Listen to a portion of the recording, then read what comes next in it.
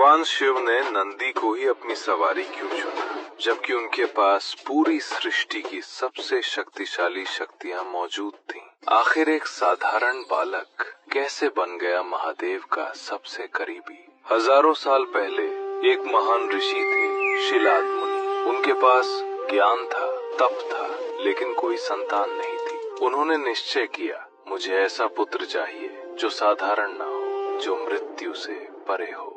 इसके लिए उन्होंने वर्षों तक कठोर तपस्या की और अंत में प्रकट हुए भगवान शिव। शिव ने कहा, तुम्हें एक पुत्र मिलेगा जो मेरा अंश होगा। अगले ही दिन यज्ञ के दौरान धरती फटी और एक दिव्य बालक प्रकट हुआ। शिलाद मुनि ने उसे उठाया और नाम रखा नंदी। नंदी बचपन से ही अलग था। जहाँ दूसरे बच्चे खेलते थे, वो ध्यान में लीन रहता था। कम उम्र में ही वेद, शास्त्र, योग सब में पारंगत। लेकिन एक दिन कुछ ऋषि आश्रम आए और उन्होंने नंदी को देखकर कहा, ये बालक अल्पायु है, इसका जीवन बहुत छोटा है। ये सुनकर शिलाद मुनि टूट गए, लेकिन नंदी नहीं डरा। उसने कहा, अगर मृत्यु निश्चित है तो मैं खुद महादेव को प्राप्त करूंगा। और वो निकल पड़ा हिमालय की कठोर तपस्या के लिए। सालों तक ठंडी हवाएं, बर्फ, तूफान और सिर्फ एक मंत्र, ओम नमः शिवाय। आखिरकार शिव प्रकट हुए। उन्होंने पूछा, क्या चाहते हो?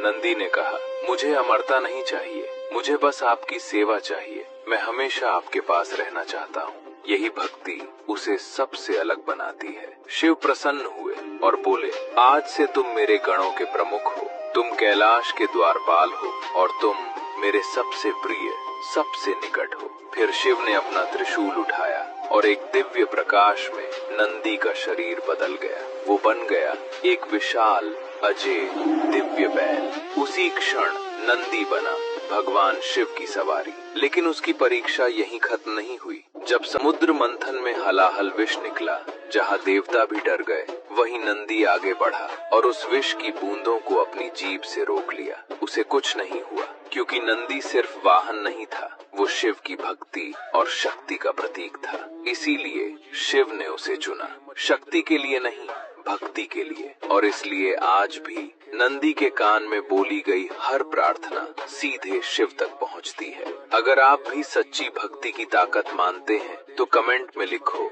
जय नंदी।